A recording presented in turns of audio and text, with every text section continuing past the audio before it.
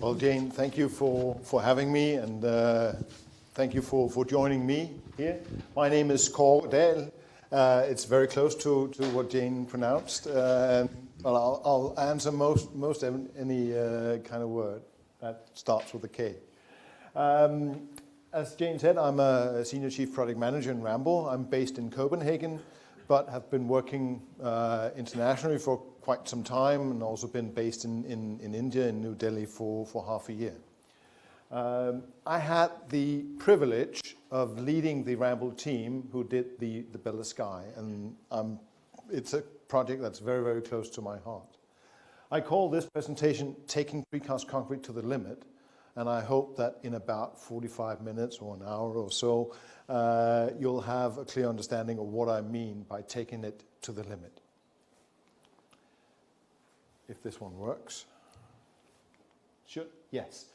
The agenda, I'm talking a little bit about the background for the hotel, talk about key figures, general geometry, some about what kind of precast elements we're using in this structure, how we handle horizontal load, vertical load, and finally I'm zooming in on 4 of the greatest challenges we've had with this project.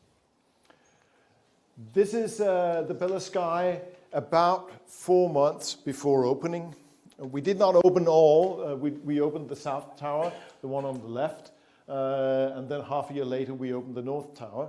But as you can see, it was quite a busy time the last 4 months, because we need to put the facades up and put the beds in, basically. The owner is the Bella Conference Center in Copenhagen. The architect is 3XN, and in Ramboll we did all the structures and all the geotechnical issues.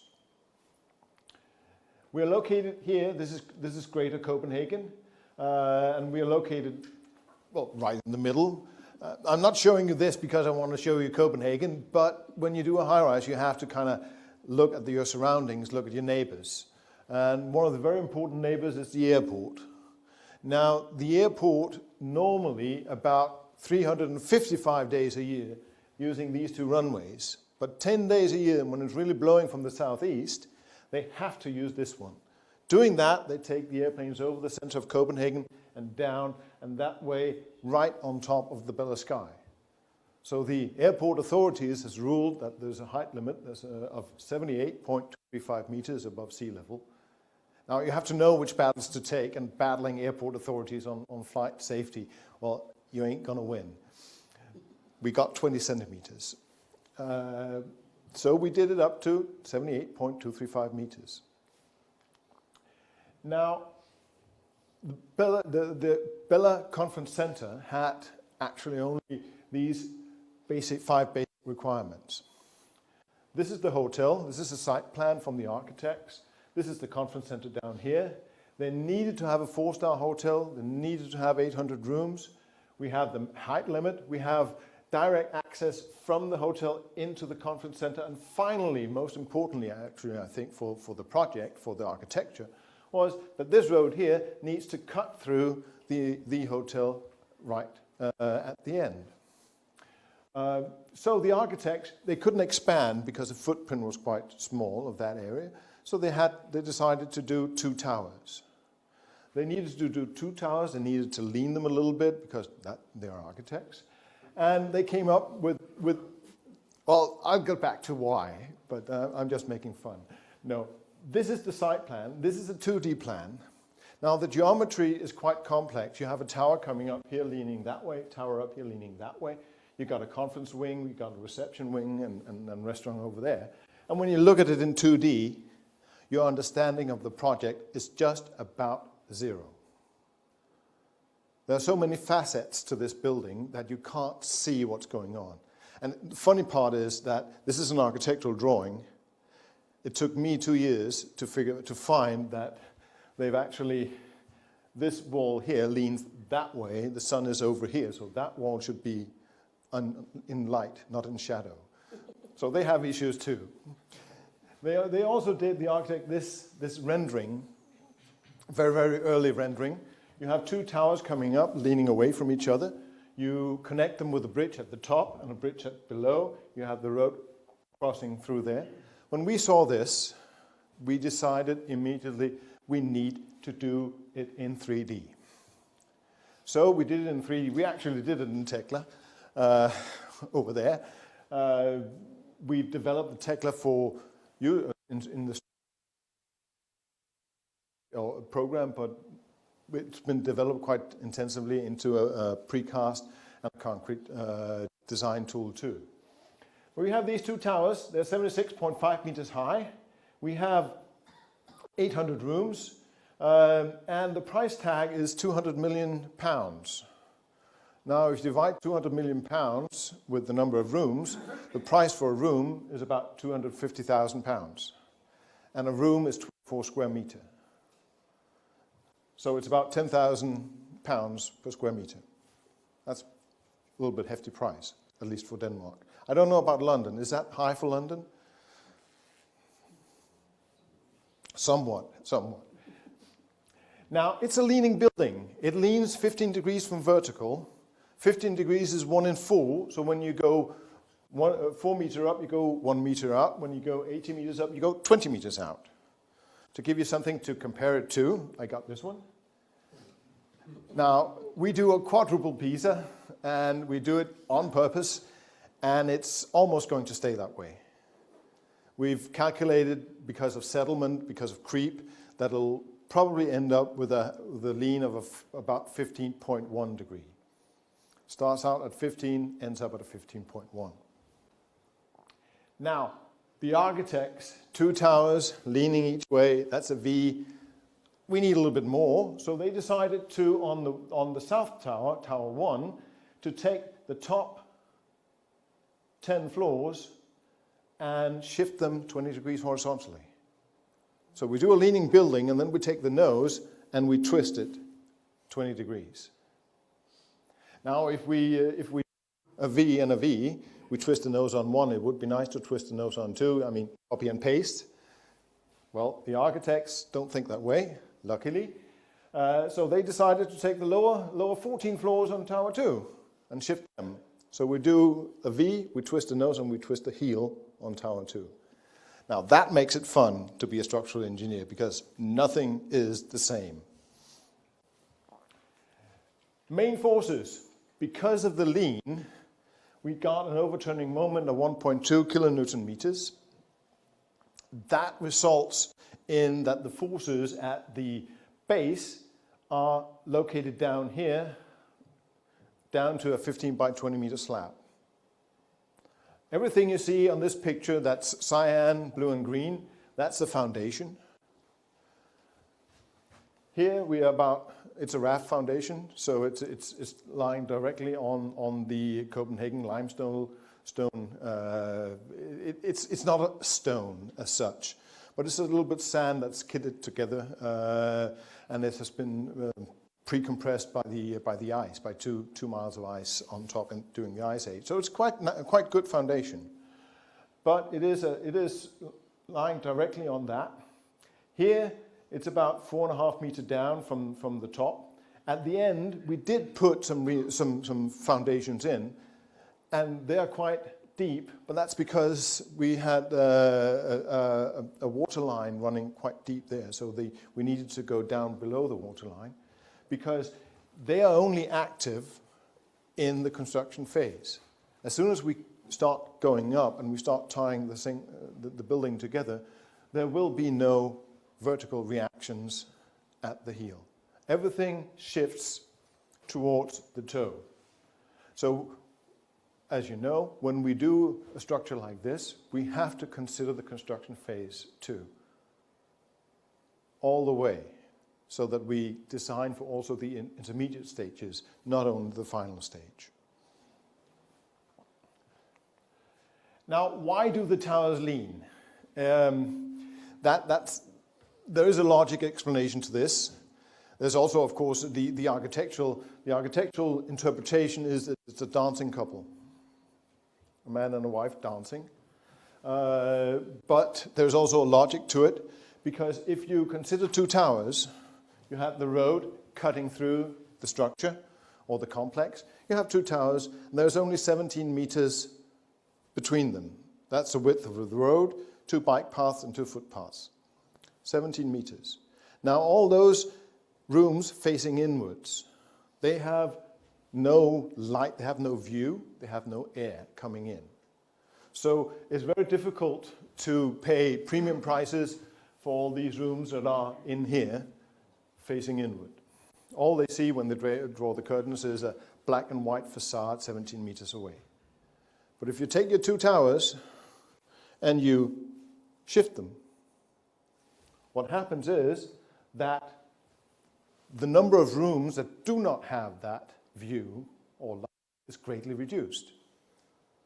And if you furthermore take Tower 2, which is the north tower up here, take the lower 14 floors and twist them 20 degrees upwards. Then again, you get even more light and air into that triangle of rooms, resulting in every room, except just a few down here, will be sold for premium price. That is the logic behind the architecture. So yes, it is a lot about form, but it's not all form without function. There is a function to the form. Basic build-up. We have, well, traditionally, when you go to a hotel, you've got a corridor and you've got rooms on either side. When you're in the Bella Sky, most of the time, you'll see the same thing. A corridor, rooms on either side. There's 20 rooms to a floor. We have a central spine here. That's start out at the top with the 300 mil precast wall, and at the bottom it's a 450 mil precast wall on either side of that corridor. We've got the elevator shafts coming here. We've got 6 elevators to the tower, so 6 elevators to serve 400 rooms. That's a little bit on the low side, but with a little bit of good software, you order your car for the floor that you're going to. That way it cuts down on the time that you wait for the elevators. But we've got 6 elevators. The shafts are vertical. It's not a requirement, but it makes it a little bit cheaper on the elevator. But at the end, we got the emergency staircases here and here. Now, the emergency staircases, they follow the lean of the building. So when the building is leaning 15 degrees, well, the steps are, of course, horizontal, but the stairs leaning 15 degrees. The fun part starts at level 14 and up on Tower 1, because that's where we got the twist of the nose. The emergency staircase still follows the geometry of the building, so whenever we go up, we go over, and we go out. If you ever get to Copenhagen, go out on level 17 here, go through that door, keep that door open, don't let it close behind you, because then you have to go all the way down. Go out and look down the emergency staircase, and when you look down the space between the stairs, you have to look like that. It's beautiful, and I think it's. I'm so sad that the only time that you get to use it is when the building is on fire. So. We've got hollow core slabs spanning from the greater walls or the thicker walls here. They're also precast. They go all the way down. We got in the middle of the span, we've got some 150 millimeters non-load bearing walls. They're precast too. Their function is both to be to support this slab in here with that thicker slab out here, because in here we got a 220 slab. At the edge we got a 270 slab. The reason for that is that we got bathrooms close to the corridor. I'll get back to that a little bit later. Here I've taken away some of the elements so that you can see we've got the inner walls here. We got the thick load-bearing walls here. We got the thin 150 millimeter load-bearing wall there. Hollow core slabs. We've got a little bit of in situ there, not much. We've got leaning columns at the end. And basically, that is the structure. That's the system that we're using all over the building. A little thing is that here at the edge, we put a steel beam. Now that steel beam serves a number of purposes. First of all, it adds stiffness. The facade is hanging on that beam, so it needs to be stiff. It also acts as the formwork for the in situ strip that needs to be cast at the edge of a precast building. That defines it It makes it very, very smooth and very, very easy to work with when you've got that formwork. It also serves as an element that can be hoisted up and put into place. So you put up reinforcement inside that steel beam, the edge reinforcement. You've got your formwork, which is the steel. Then you also can attach railings on the ground, so you lift the entire thing up and put in place. That's the idea, that's the thinking you need to have when you do precast building. You need to assemble things at the bottom on the site and then lift it up so that you minimize your work on top.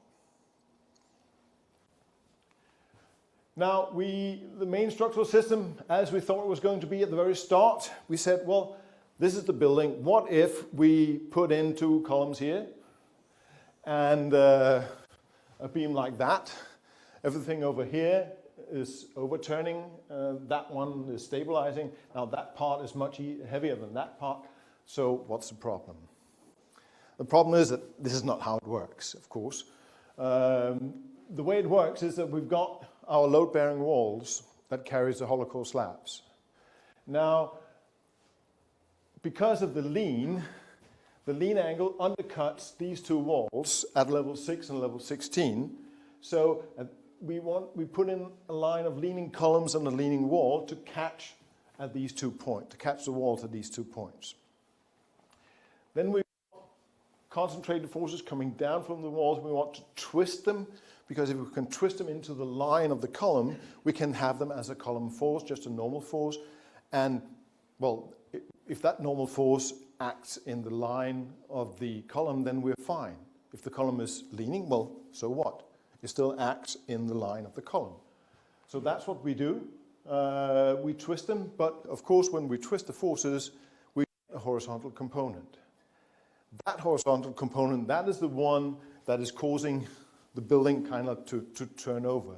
The way we handle it is that we take it back into the building by means of all the floor slabs, and then using the spine walls or the corridor walls, put it down as shear down to the foundation down here. So the forces come down, go back, and then as shear in the spine walls to the foundation. This is the 2 spine walls, the 2 corridor walls I'm talking about. Now we have a span of 15 meters across. We have 50-meter long building. Now if we take that spine wall out, 50 meters long, 75 meters high, you are in heaven. And we've got 2, so I'm kind of like in heaven squared. But of course, we have 400 rooms on the other side, so we have a number of openings. And actually, it looks like this. We have 200 door openings to get into the rooms. We cut everything in 2 by means of the elevator area or the lift area. Coming out of the lift area, you need a big opening. You can't just have a small door. You need a big opening. Welcome to your floor. Then we have the emergency staircase at the end. You need to get into that. That adds 24 doors to the wall again. And then we've got the bathroom pods. I promised you I would go back to that because we're using bathroom pods in the hotel. These bathroom pods are 100% finished on the inside. 99% finished on the inside. There's only one thing missing on the inside, and that's the paper toilet roll, because you can't have that 3 years on site. It tends to grow because it sucks moisture. But everything else inside is finished. All you have to do is you have to access the utilities. You have to access ventilation, hot and cold water, electricity, drainage. Now you do that from the back of the pod, like that. That's where you put all your MEP installations. Again, the precast idea, put everything in place at the factory, lift it up and just connect it at the top. The MEP engineer did not have the risers as a matter of prefabrication, but that's what we are doing now. We also do prefab on the risers. They didn't do it here. It was a new technology, but on the pods, everything is ready to go. But in order to access those MEP installations, we need to have openings in our spine wall. So that just added 200 openings like that. Now we have a Swiss cheese, for lack of a better word, but we still have those huge forces coming down from here to here. We need to move them around the openings. And that's where the difficult starts. That's what the challenge is, or one of the challenges is in the Builder Sky. How to move those forces around the openings. Now, you noticed up there, perhaps at the tip, that there's missing some elements, or some wall elements. That is because we had the twist of the nose. The corridor follows the building, follows the twists, because we've got rooms on each side of that corridor. From level 14 and up, we've got the walls here in the tip. On the next level, it's up here. On the next level, it's up here. So they're not stacked on top of each other. So we can't use them for structural purposes, so they're just dead weight. So they're just metal stud walls up there. So we do not have concrete walls at the tip, at the nose, on Tower 1. That's okay. But going to Tower 2, you remember it had the twist of the heel. The spine wall in Tower 2 looks like this. We do not have anything down here. We still tie the mass, we still want to have the mass to stabilize the building, and we can do that because we've got the transverse walls that can lift the things up, the mass up. But we do not have stability.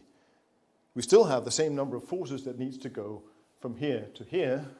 Now we just have less concrete to do it. So we need to put a little bit extra reinforcement in.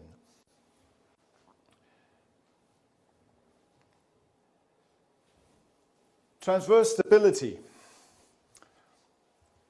We have the 15 meters across, we have the 75 meters up. We could potentially just have the 6 meter span like this to be the structural wall that carries the horizontal load down. But if you have a 6 meter wide wall and you have a 75 meter high building, that's about 1 to 13? That's a quite slender ratio.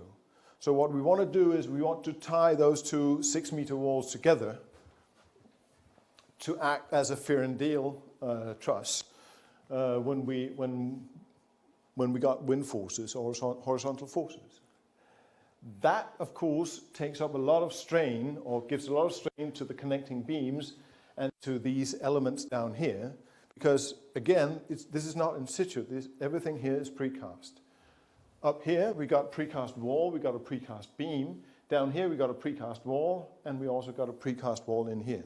We call this the H element, and the reason for the H is that we've got the ventilation coming through in the corridor going up at different levels, or different at each of the, if we go back, sorry. Here. All the services are coming up from below into these slots. They go about halfway up, and then we got MEP installations on top that goes down. But we are using the spine or the corridor in the lower 2 floors to shift those installations, to shift the ventilation along the building. And if we go to that one again, that's the reason for the H. Now, if we zoom in on one of these elements, then we have a reinforcement cage that looks like this.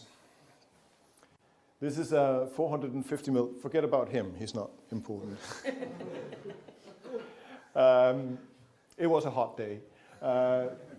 Anyways, this is the reinforcement cage.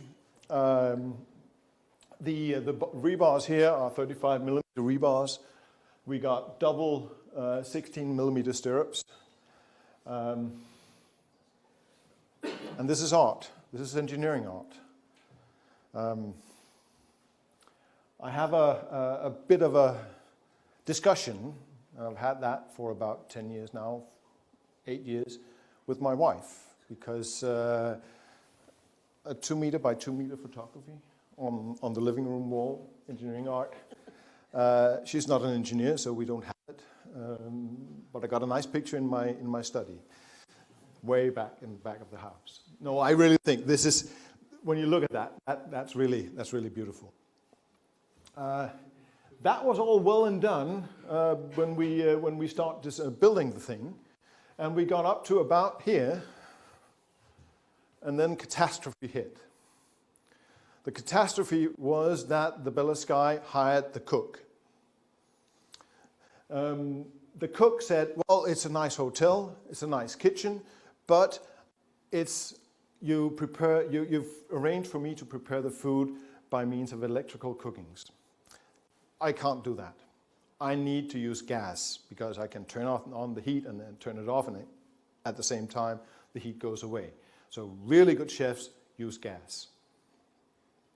We can do that. Bella said, fine, to the MEP guys, change the kitchen into a gas-fired stove. Now the problem with a gas-fired stove is that it requires more ventilation. So about 2 weeks later, the MEP guys came to me and said, Kaare, we need to have an opening in the spine wall. It's 70 by 70. And I said, 70 by 70 millimeter? No, 70 by 70 centimeters.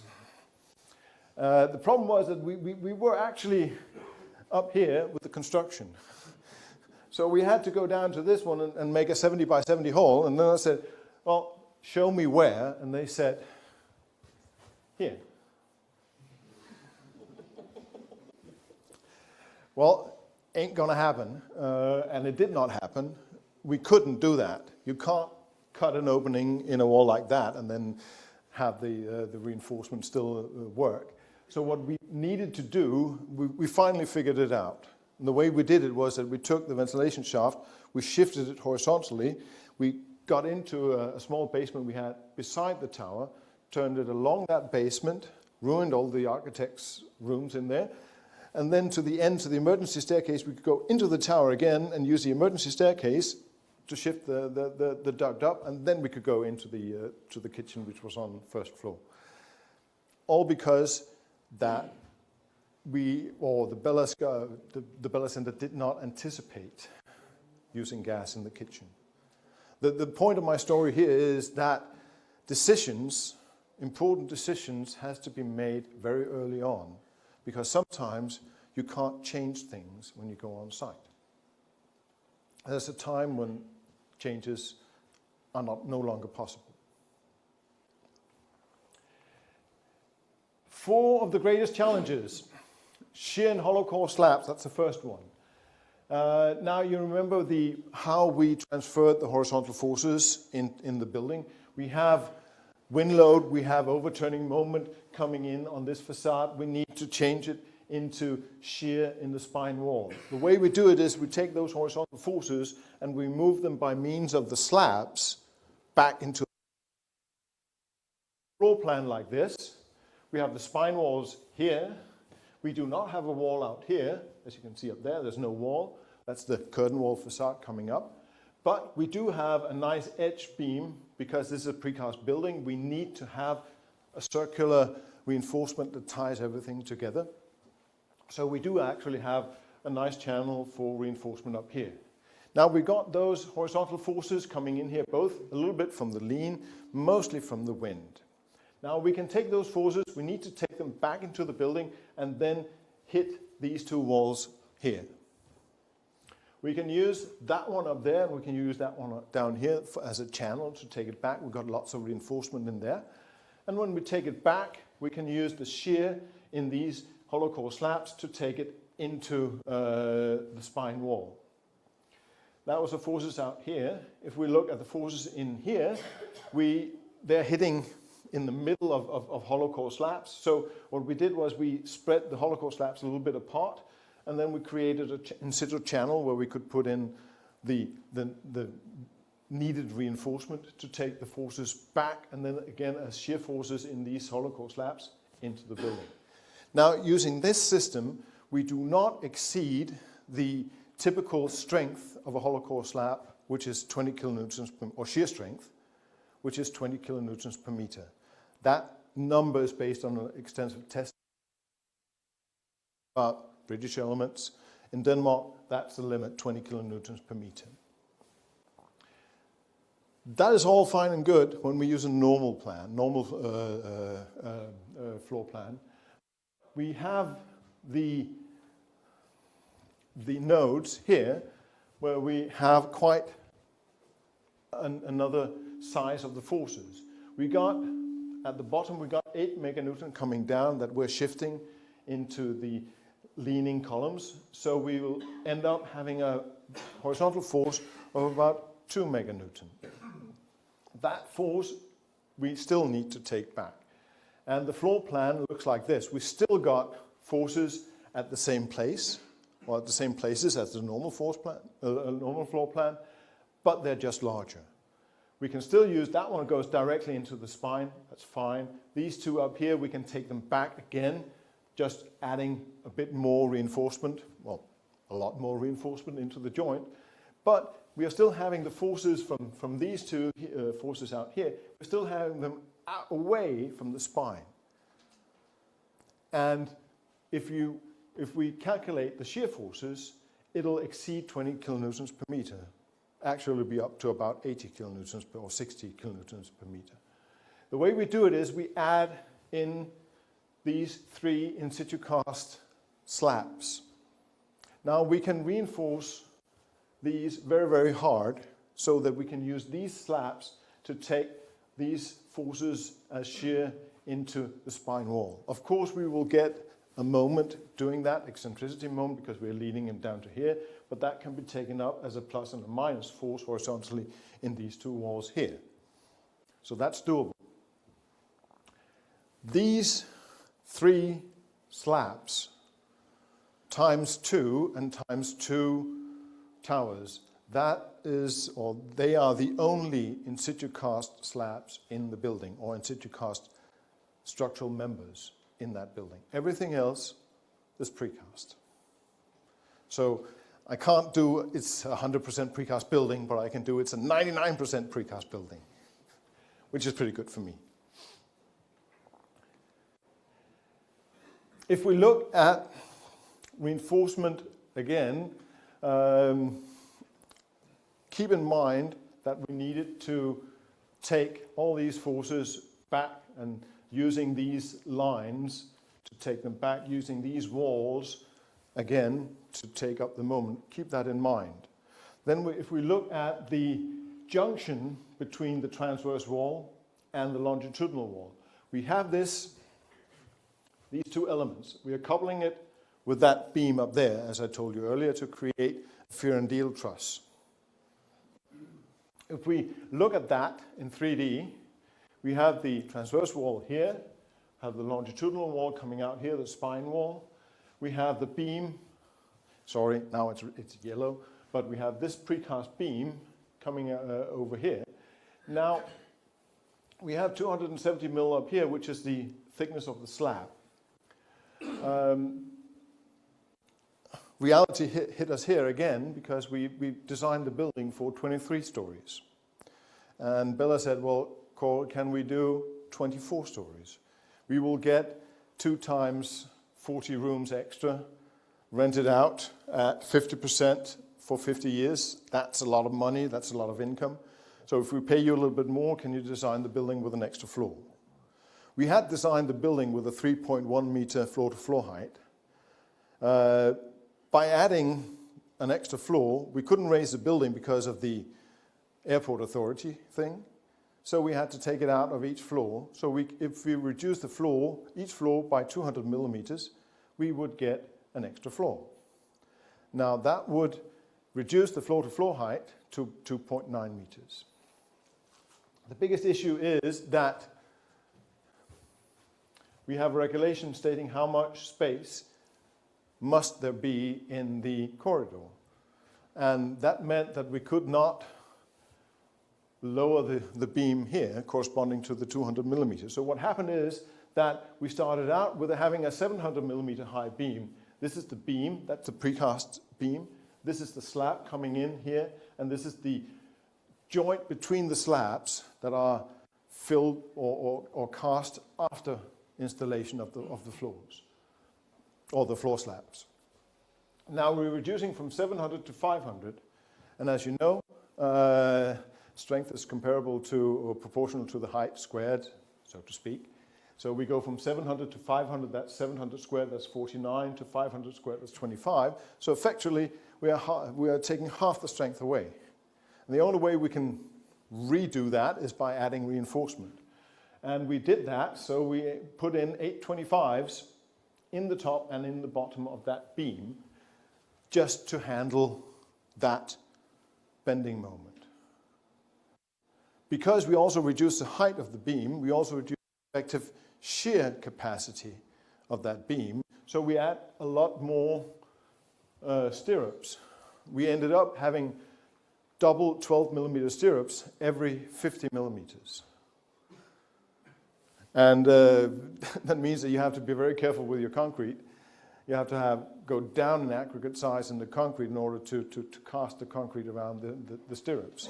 It also means that the sprinkler, the openings for the sprinklers, we need to have sprinklers in the corridor. We need to have a sprinkler system going all the way across. That sprinkler tube is 70 millimeter, so we had to design the beam with a 70 millimeter opening there. And if you look at that one, that's a 70 millimeter opening. We also had two more pipes running in the corridor, and that's these two openings. They are 50 millimeter in diameter. So we had to put that in place. We had to have the factory do the openings because we can't cut them at a later date. That was the transverse wall with the beam. We also have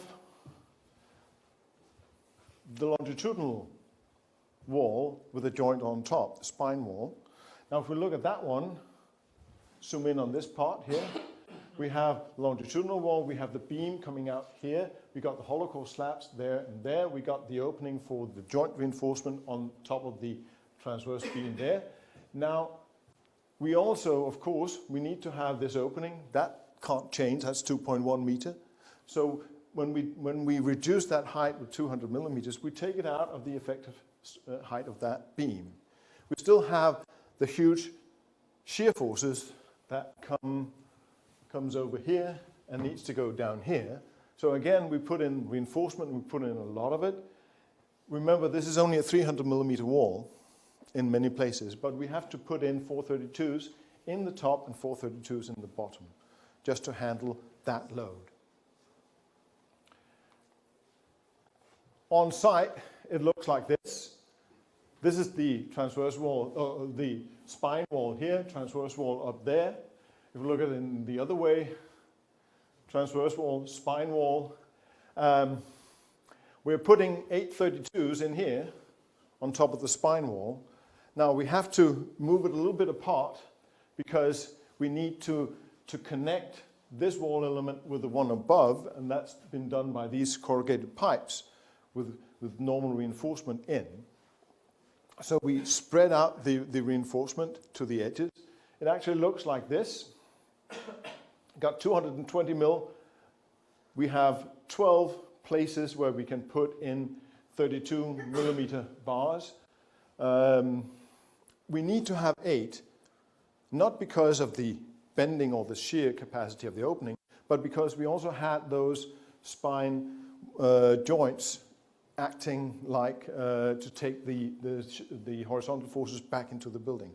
So adding that on top of the 432s gives us 8. What we've done here is, this is the lap system for the entire length of that beam that's 50 meters long here. We had to draw each and every position of the reinforcements, and we have 63 millimeters spacing between 32 millimeter bars, and we needed to cross that with 32s. Now 32 millimeter, the space between those bars here is 31 millimeter, and we had to thread in a 32 millimeter bar. And well, it is possible because if you twist the bar just a little bit, it's actually about 30.5 millimeter in diameter if you do not have the ridges If you position it right, it's just about doable. But it's not doable on site. So we have to figure out how to do that. The way we did it was that this is the reinforcement plan. We need to have 432s and 625s here, here, here, and here. That's the transverse wall. We need to have 832s along the spine wall, and we need to cross each other. We need to be able to build it. The way we figured out to do it was, again, thinking off-site construction or prefabrication, because we did some reinforcement cage off-site, like a double, I think it's a little bit like a double patriarch cross. They go 15 meters in this length. Then we have 832s in here and in here, but they're only 3 meters wide. That way we can make them in a factory off-site. We can truck them on-site. We can't truck more than about 3 meters in width. Then we put in another prefabricated element of 832s, and we put in some starter bars. But we put those starter bars inside the cage, so when we hoist them up, we put them down into the joint, then we can slide those starter bars out, and then we have created our lap splices. So that's the philosophy about how to handle that very, very severe reinforcement congestion that we do have in the joints. Because doing something like this on site is simply not doable. Another small thing is we want to have the reinforcement circular or going around those bars in here. Now we can't have, if we come with a prefabricated reinforcement cage, we can't have stirrups cast into the wall here that are closed on top, because we can't put it down, right? So the way we did it was we put in starter bars coming up about 200 millimeters out of the wall, and after we put in the cage, then we come with a small U stirrup about 200 millimeter long, and we just chuck it in to lap with those starter bars coming up. That way we have created the loop around the reinforcement cage. That way we can handle the lapping of those bars.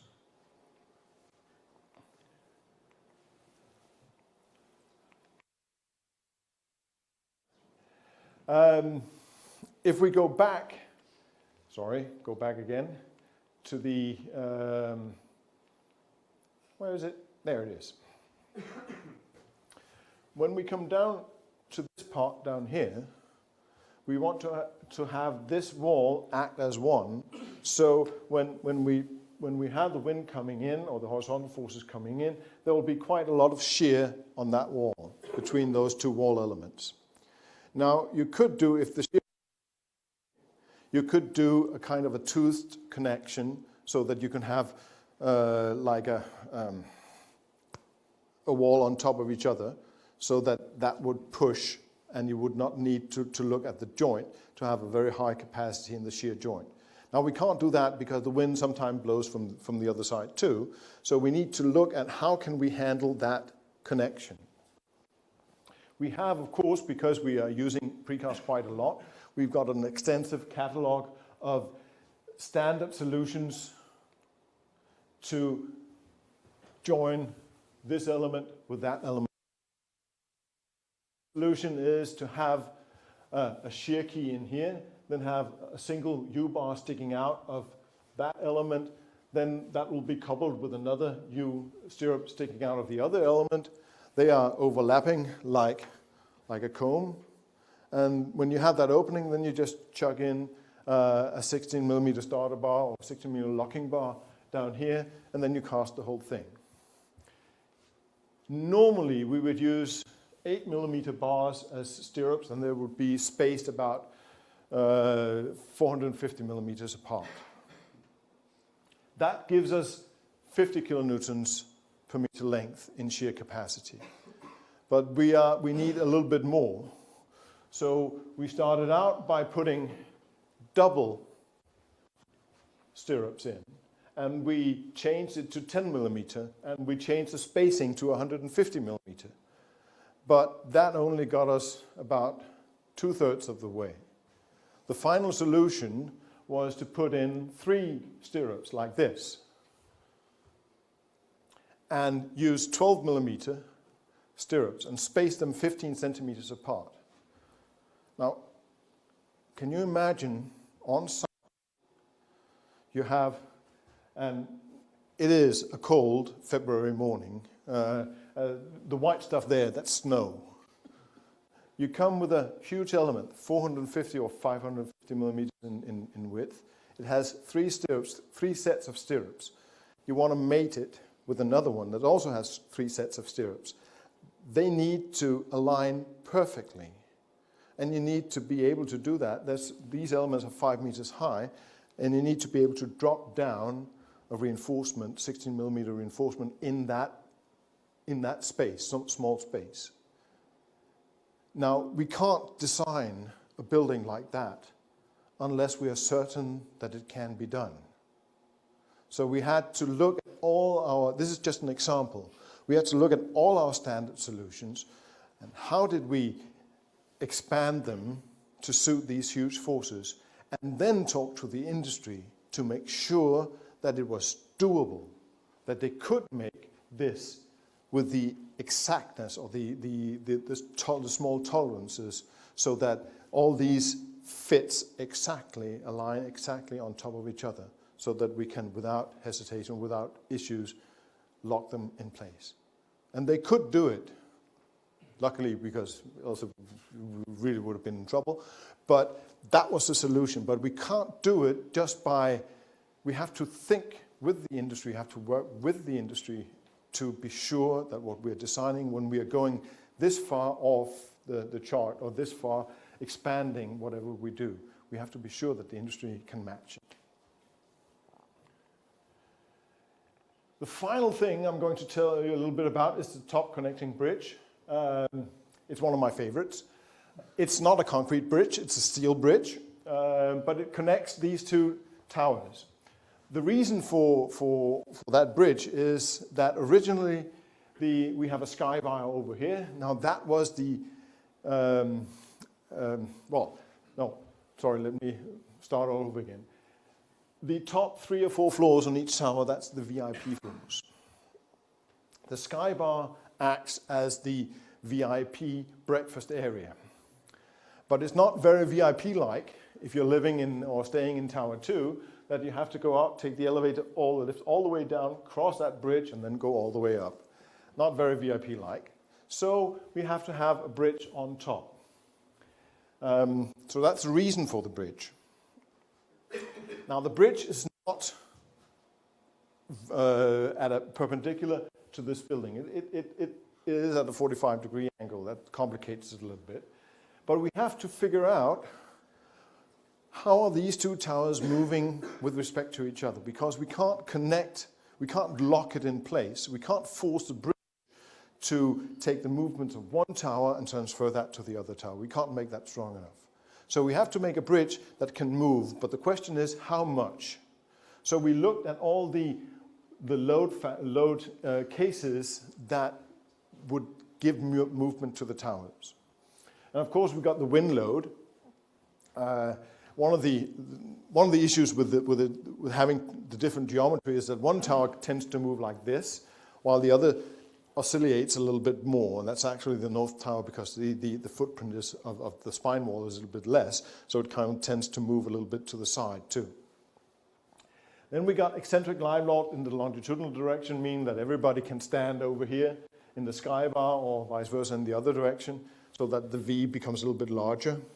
We've got that everybody can stand in one side, then the buildings will go like that. Then we got creep of the concrete.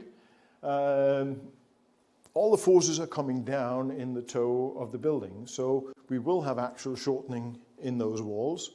so the building will lean a little bit more over time.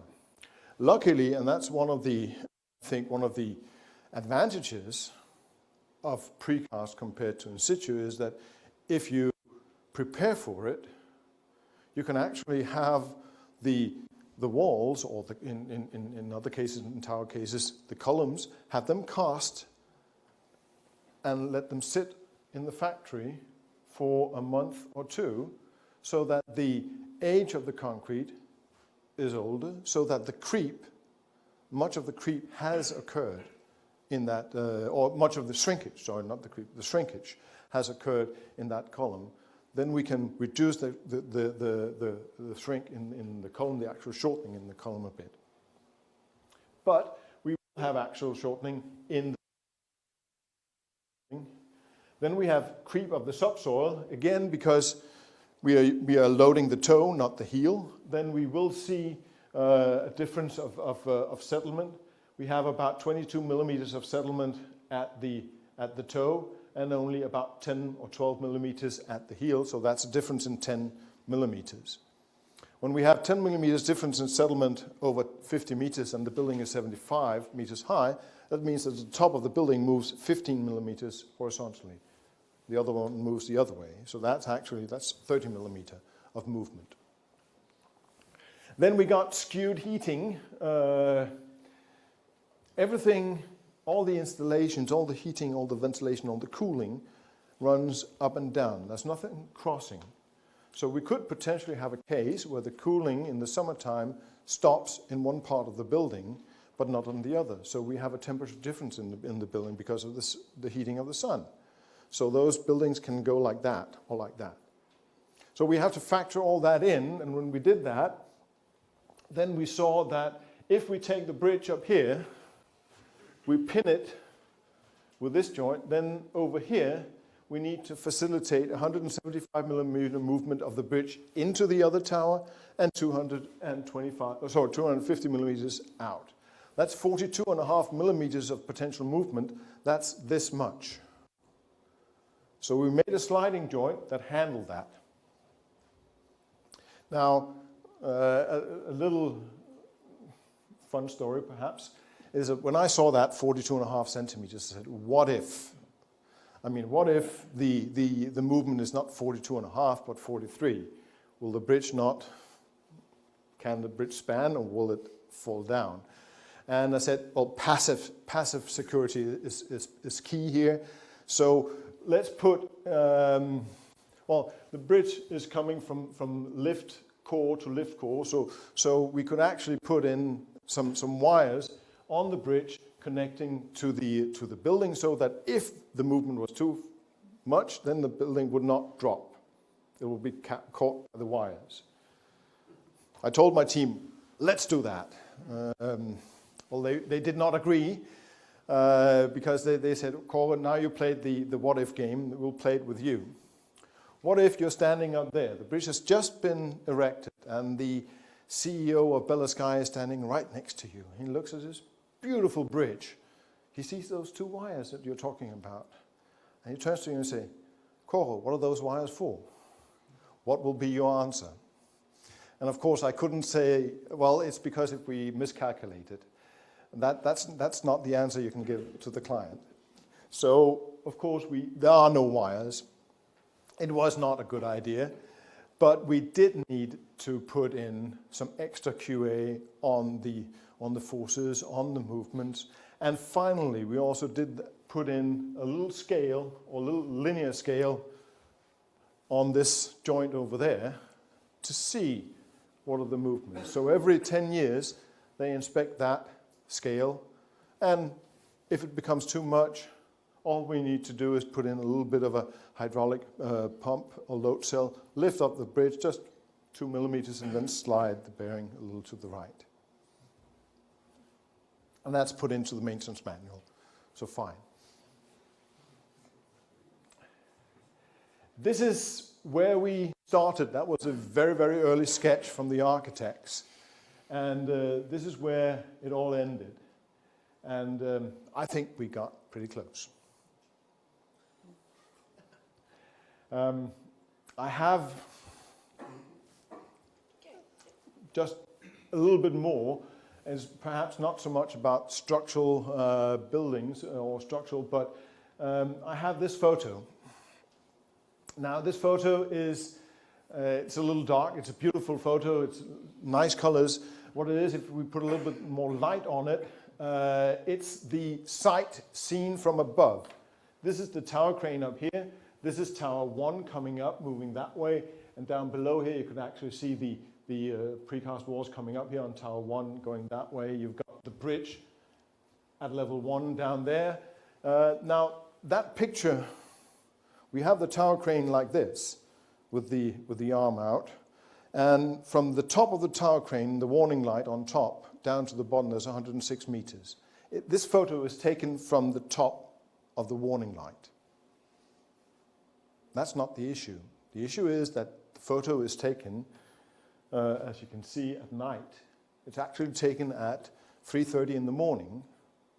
It's taken by 2 guys, or shall I say kids. They were 18 and 19 years old. They waited out in the bushes here, and at about 3 o'clock in the morning, they ran over, jumped the fence, got into the crane. Now the crane was of course locked, but there is a stair. There's a stair that the operator can go down inside the crane. So they climbed the stair going up to the operator's cabin, which is this one. But that's not high enough. They needed to go up to the warning light, so they climbed up that small ladder on the outside. You can see the safety cage so that you don't fall off. They climbed the last 12 meters up there, and then they took the pictures. I found this picture on the internet, and the signature on those pictures was the Yes hat. And they had 100 pictures like this of Copenhagen.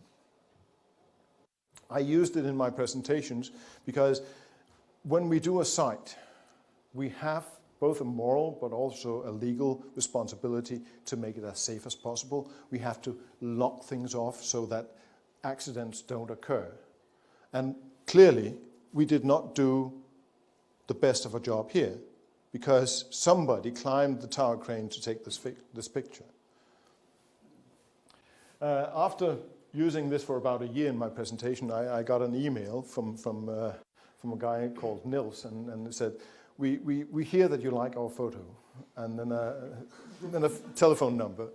I got into a meeting room and called that number, and Nils answered the phone, and I didn't yell at him, but I told him in not so many words, I think it was a very, very bad idea what they were doing. And that's when I got the story about how they did it. We did have guards 24/7 on the site. We did have guards that rowing around. We did have some cameras on site, but we did not cover the entire wall, and we did not have dogs on site. So that is the reason we have to think. Now, after this, we've started out barring all the tower cranes, the lower 5 meters with plywood, then having plywood coming out at a 45-degree angle, and then put barbed wire all around that. Because can you imagine the writing in the newspapers if we had found Nils lying there at 6 o'clock in the morning? That would be terrible. Both to Nils, but also to the client and to everybody. So we have to remember our responsibility to make the sites as safe as possible, not only to the workers working there, but also so that nobody comes in and abuses our sites. That was my final words. Any questions?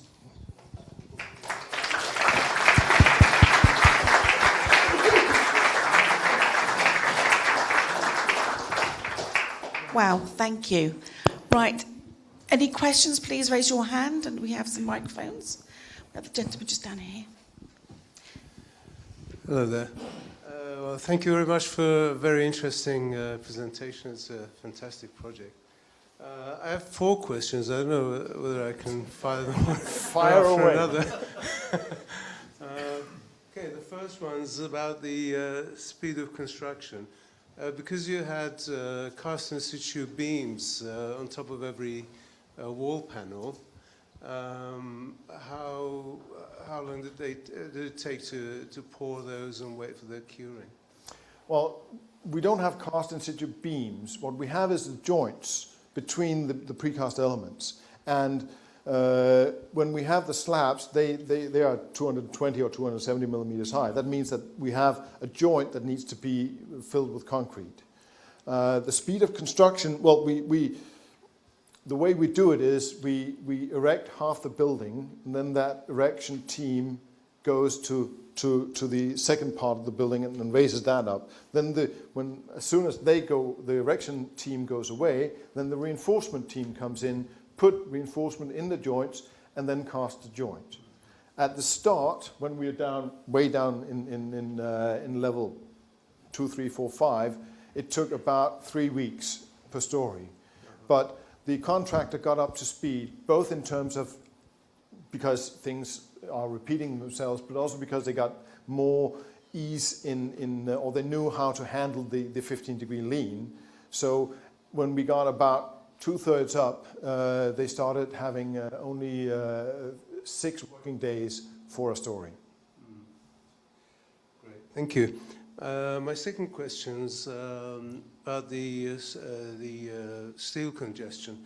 Did you actually give any thought to using pre-stressing to alleviate the congestion of the rebars? Well, we thought about pre-stressing, but it would add a trade to the site, and that would increase the time that needed for the erection or for the construction.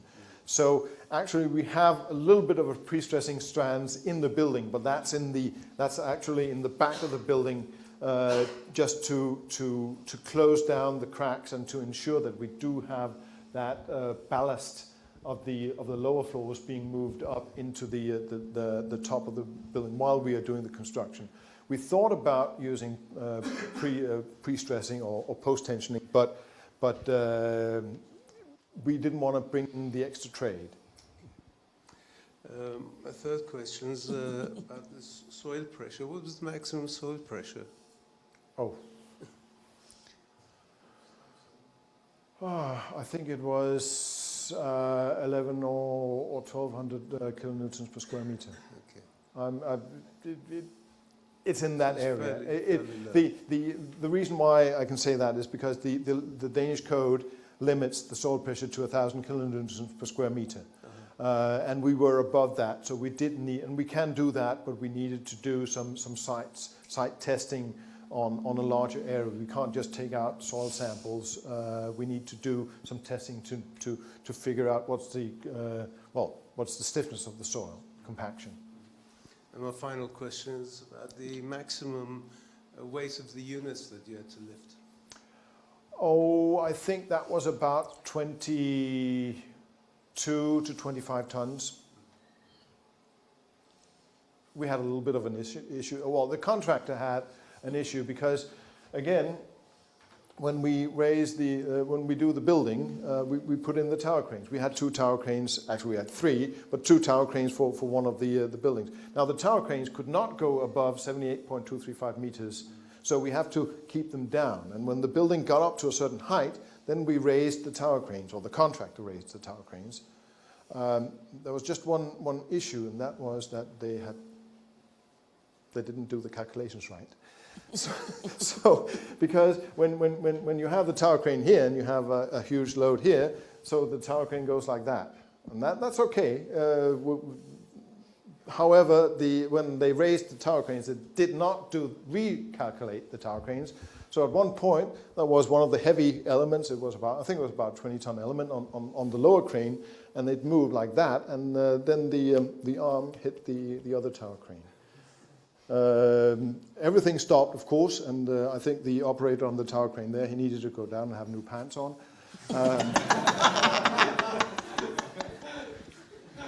And the cabin needs to be cleaned, but I was called on site because we needed to assess, of course the cranes were assessed by crane operators, but the buildings needs to be assessed to see was there any damage, because the tower cranes were stabilized by the building. And we roamed the building and we actually found the cracks. And we could see which way the tower crane had moved when it hit the other crane. But we could also see that the cracks were very small, so we did not have there was no need to strengthen. It was within acceptable limits, so only about 0.2 to 0.5 or 0.2 to 0.3 millimeters. But the load, and that is the issue with precast elements, that you have to limit the weight to about maximum 20-25 tons. Okay, the gentleman in the striped shirt and then the gentleman in the front row. Thank you. You had a very respectable overturning moment. I think 1 million kilonewton meter. 1.2 million. 1.2. Yeah. And having an uplift on your foundation is never a good idea. So my question is, was it a pile raft? And how did you counteract that overturning moment? Was just using the self-weight of the foundation, or you actually design anything to take negative skin friction? Or?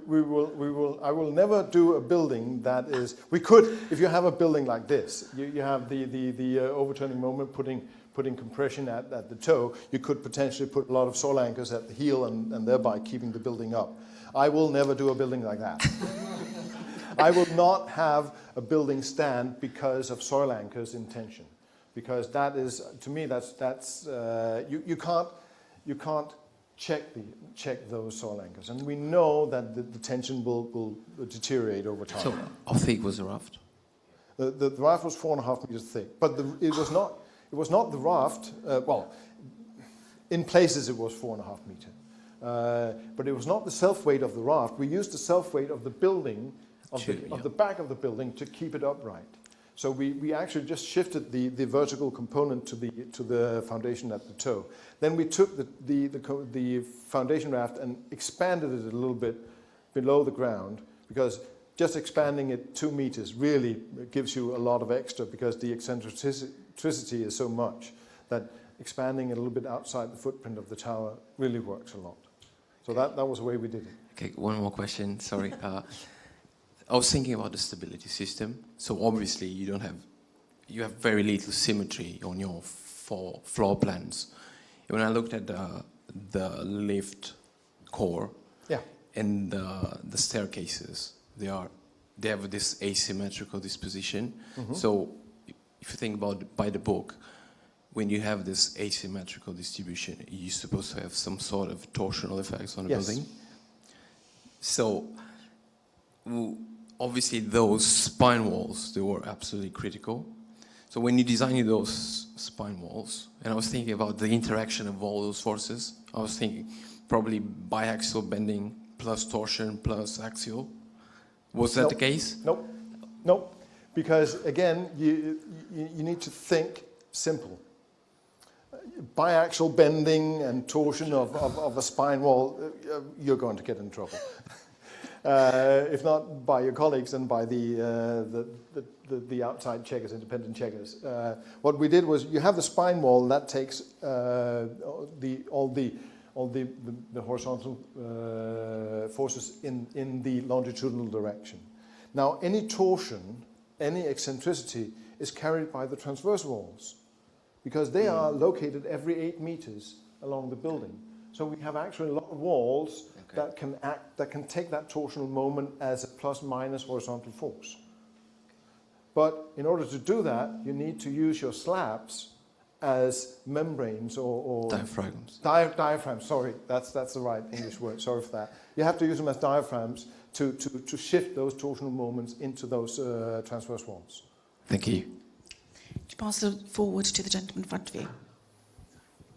Hi, thanks for the nice presentation. I have 3 questions for you. 4, 2, 3. Right? That's okay. Yes, one is the building is precast structure, so you're not creating the sustainability structure because you have to transport the precast element to the site. So you're creating carbon footprinting over that. So how do you justify that? The second question is, what is the factor of safety you design the building? My third one is, apart from that, the guy climb up there taking the picture of the safety issues, do you have any other accident during the construction period? Okay, let's take the carbon footprint first. It is true that you need to transport the elements to the site, but if you consider all the other transportation that you need to do in order to transport reinforcement, formwork, fresh concrete to the site, then the transportation cost is the same and the transportation footprint is the same.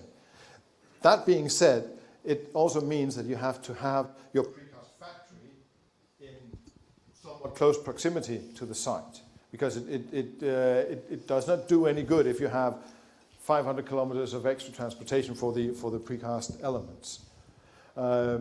So comparing that, and also considering that when you do precast or off-site fabrication, you have a better way of ensuring quality and having a better work-life balance, because the workers they can work in a heated environment, so they don't make that many errors. I would say that the carbon footprint would be about the same. According to about safety factors, we have the same safety factors on a precast structure as we do on an in-situ cast structure, with a little bit of a tweak, because the quality of the precast element is higher, because the checks are more rigorous, so that we can have a little bit less partial coefficient on the precast job than we do on the in-situ cast. That was two. The third question, what was that? Accidents. We had extremely few accidents on this site. We really, the client actually hired two very, very tough, well, one was a woman and another was a man, but tough persons, and they did not compromise on any safety issue. At one point, there was kind of like the site was getting a little bit slack, and there was a little bit of too many, not accidents, but what do you call it, near misses or reports. And what they did was they said, okay, fine, we close the site. Everybody on site goes to a safety course. The contractors screamed bloody hell, but they said, you can argue all they want. The site is closed, 2 days, safety course over there. And that kind of installed that thinking safe. What was it? What accident was it? Well, there was no accidents, but there was a hammer being dropped and caught by the safety net, a rebar falling out of the building of 2 meter height, of 2-story height. Again, they took it before it happened. So we did not have any major accidents, and we had a very, very low accident or rate, whatever. I don't know the English word for it, but it's not accident rate, but it's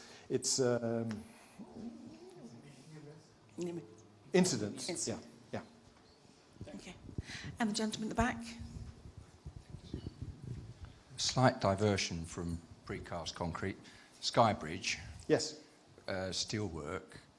Interested in how, whether that came in parts prefabricated, put together on site, lifted in one, strand jacked. I wondered how you got it up there. You have it exactly right. It's 75 meters up in the air. We assembled it. It came as a steel structure, as a three-dimensional truss. We assembled it on the ground. We put the sides, the roof, and the soffit on the, it's not called soffit, so all the covering on all 4 sides on the bridge. And then we used 2 huge mobile cranes to lift it up in one go.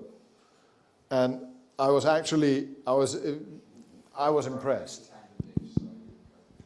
Sorry?